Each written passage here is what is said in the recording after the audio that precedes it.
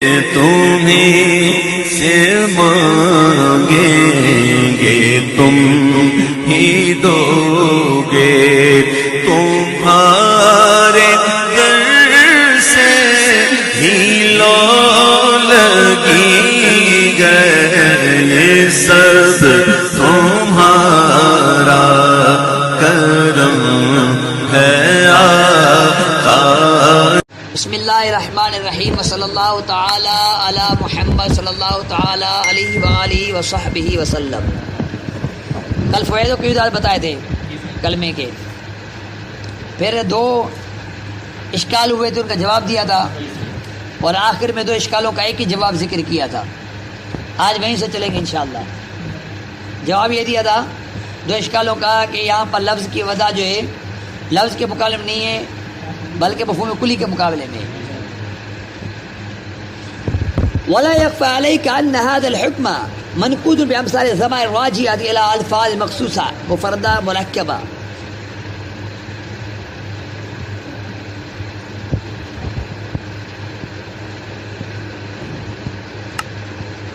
اعتراض یہ ہے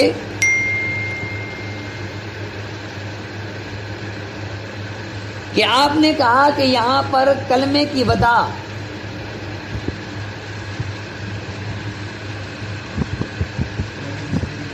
لفظ کی وضع دوسرے لفظ کے مقابلے میں نہیں بلکہ مفہوم کلی کے مقابلے میں ہے۔ کیا کہا؟ لفظ کی وضع دوسرے لفظ کے مقابلے نہیں بلکہ مفہوم کلی کے مقابلے میں ہے۔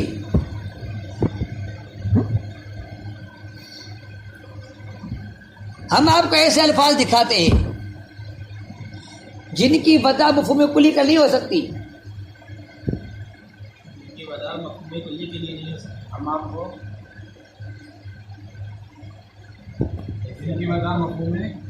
کلی کے لیے نہیں ہو سکتی۔ اگر مفہوم کلی کے لیے ان کی وضع کو مانے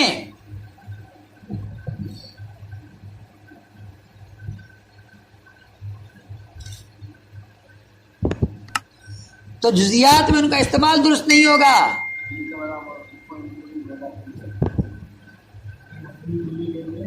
مانے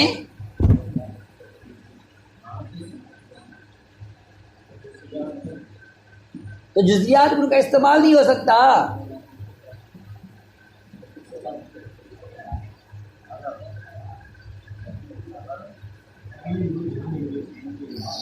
جیسے ضمائر استعمال نہیں ہو سکتا،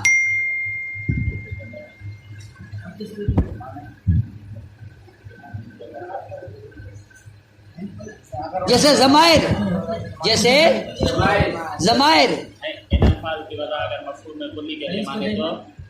ان کا استعمال جزیات میں نہیں ہو سکتا، جزیات میں نہیں ہو سکتا۔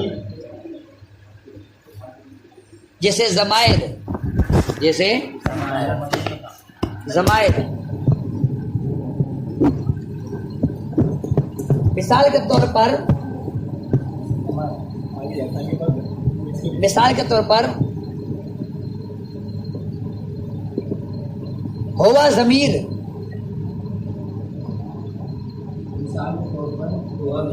ہوا ضمیر کا مرجع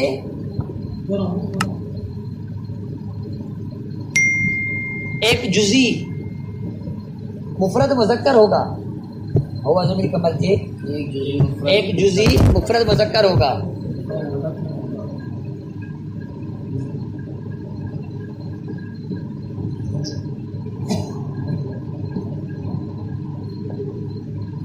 اسی طرح اسم موصول الذی مفرد مذکر کے لیے ہوگا،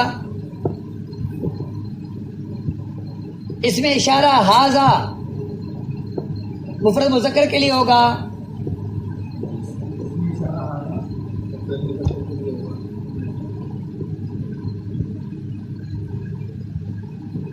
اب ان کی وضع عام تو نہیں مان سکتے نا، اب ان کی وضع عام تو نہیں مان سکتے نا،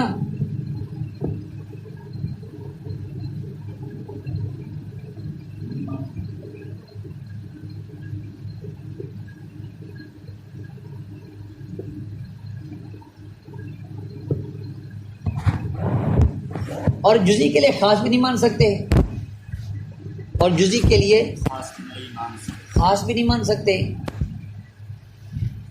کیونکہ ہوا کو کسی خاص مرد کے لیے وضع تو نہیں کیا گیا، کیونکہ ہوا کو کسی خاص مرد کے لیے تو وضع نہیں کیا گیا،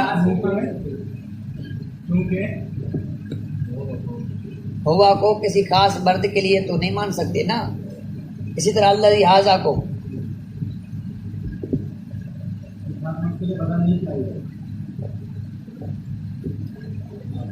اسی لیے صاحب جامی نے فرمایا، اسی لیے صاحب جامی نے فرمایا تم پر یہ بات مخفی نہیں، تم پر یہ بات مخفی نہیں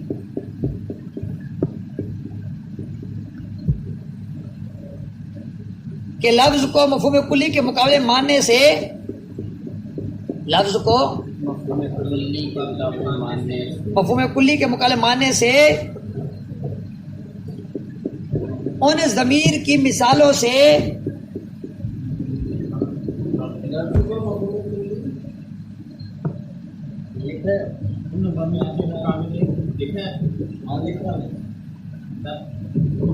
ماننے سے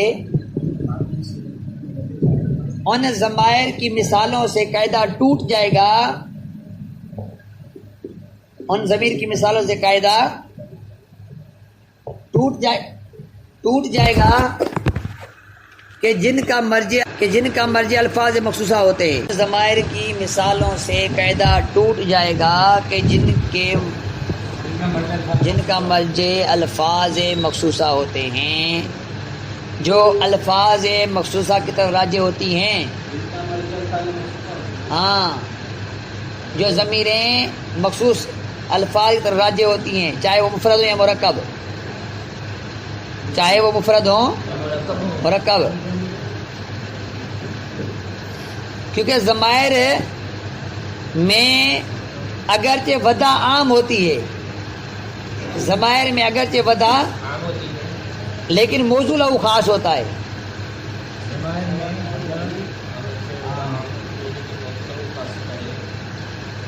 موضوع لہو خاص ہوتا ہے.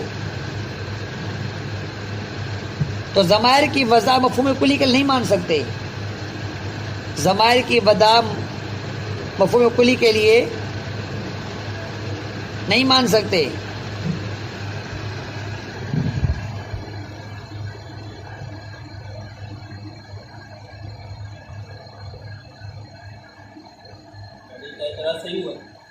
ہاں، اعتراض حق پہ. صاحب جامی نے اس کا جواب نہیں دیا، علامہ جامی نے اس کا جواب نہیں دیا.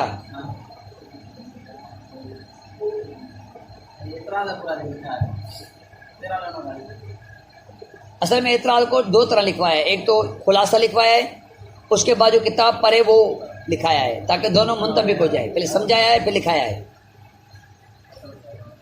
بات سمجھے؟ چھوٹا جواب چھوٹا ہے، تو سمجھنے کی بات ہے کہ کتاب کے اندر کس طرح لکھا ہوا ہے اور اصل کس طرح ہے، خلاصہ کس طرح بنے گا. نہیں دیا.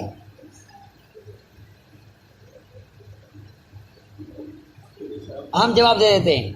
جواب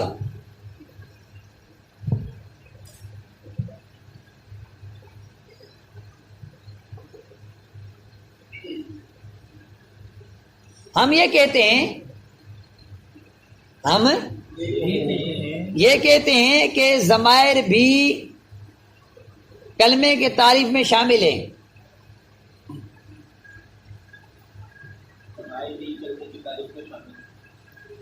اور جہاں تک آپ کے اعتراض کا تعلق ہے تو اس کا جواب یہ ہے، اعتراض کا تعلق ہے تو اس کا جواب یہ ہے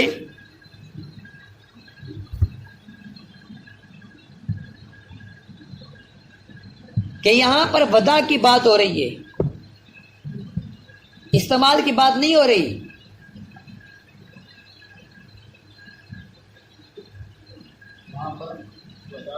وضع کی بات ہو رہی، استعمال کی بات نہیں ہو رہی. اور آپ خود اس بات کو مانتے ہیں کہ ضمائر، اشارات اور موصولات کی وضع عام ہے؟ مانتے ہیں کہ ضمائر، موصولات، اشارات کی وضع عام ہے،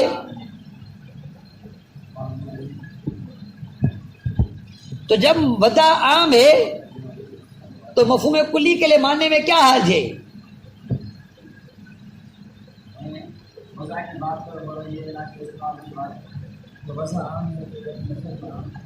تو جب وضع عام ہے تو مفہوم کلی کے لیے ماننے میں کیا حرج ہے؟ مفہوم کلی کے لیے ماننے میں کیا حرج ہے؟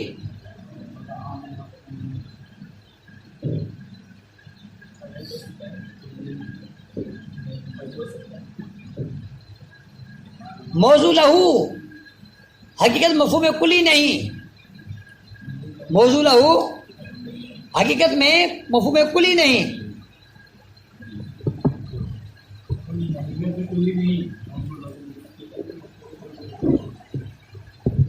تو اس سے کیا فرق آتا ہے؟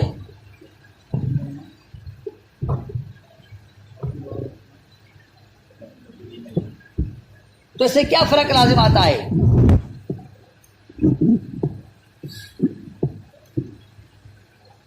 اگر ہم استعمال کی بات کرتے تب آپ کا اعتراض درست ہوتا، اگر ہم استعمال کی بات کرتے تب آپ کا اعتراض درست ہوتا۔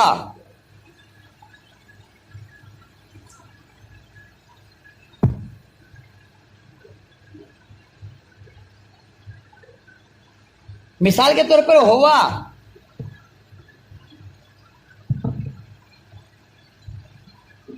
مثال کے طور پر ہوا عام ہے، کوئی بھی فرد اس کا مرجع ہو سکتا ہے، ہوا عام ہے، کوئی بھی فرد اس کا مرجع ہو سکتا ہے، تو تمام افراد کو یہ شامل ہے۔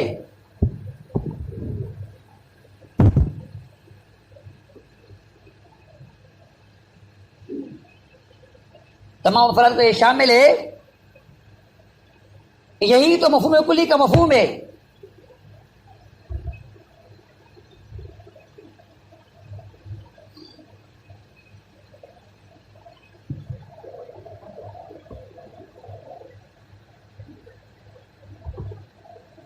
فرق صرف اتنا ہے کہ ہوا جمی افراد کو، ہوا تمام افراد کو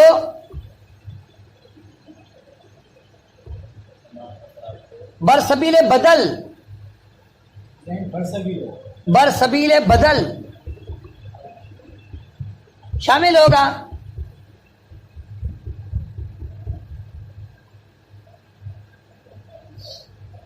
یعنی ان تمام افراد میں سے کوئی ایک فرد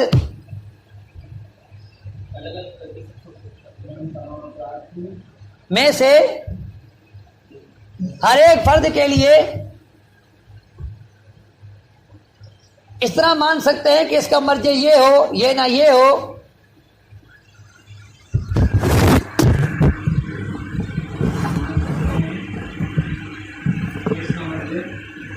تمام افراد میں سے کوئی ایک ہو،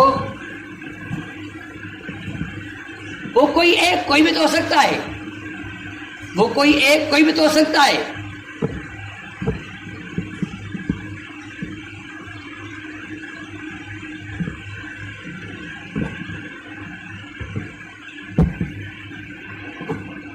جس طرح جملہ کوئی بھی ہو سکتا ہے، حرف کوئی بھی ہو سکتا ہے، اس طرح یہاں پر ضمیر کا مرجع کوئی بھی ہو سکتا ہے۔ جس طرح جملہ کوئی بھی ہو سکتا ہے، حرف کوئی بھی ہو سکتا ہے، اسی طرح یہاں پر مسجد کوئی بھی ہو سکتا ہے۔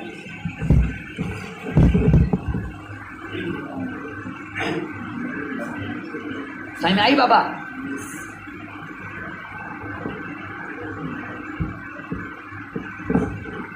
کلمے کی تعریف میں آخری قید مفرد کی ہے، نئی بات۔ کلمے کی تعریف میں آخری قید مفرد کی ہے۔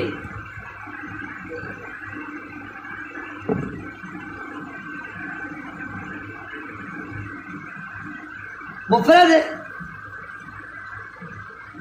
یا تو حالت جری میں مجرور ہے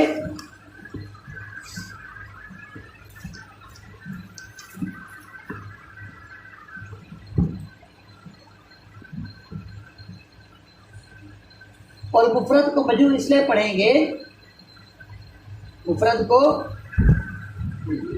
مجرور اس لیے پڑھیں گے کہ یہ معنی کی صفت ہے، یہ معنی کی صفت ہے،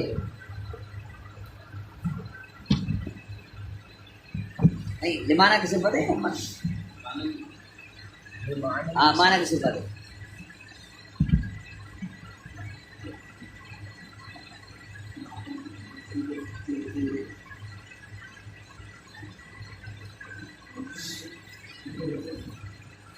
کس صفت ہے؟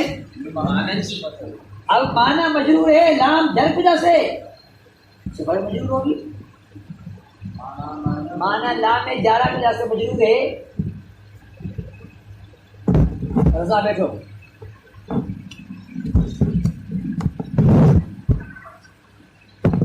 مفرد صفت مجرور ہوگا۔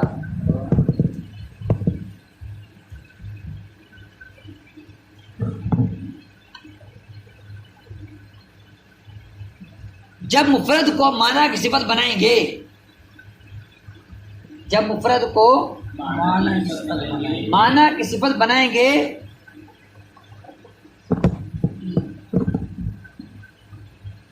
تو مفرد کا معنی یہ ہوگا، تو مفرد کا معنی یہ ہوگا کہ جس کے لفظ کا جز اس کے معنی کے جز پر دلالت نہ کرے اس کو مفرد کہتے ہیں۔ جز اس کے معنی کے جز پر دلالت نہ کرے اس کو کیا کہیں گے؟ مفرد۔ جی ہاں، اس کو مفرد کہیں گے۔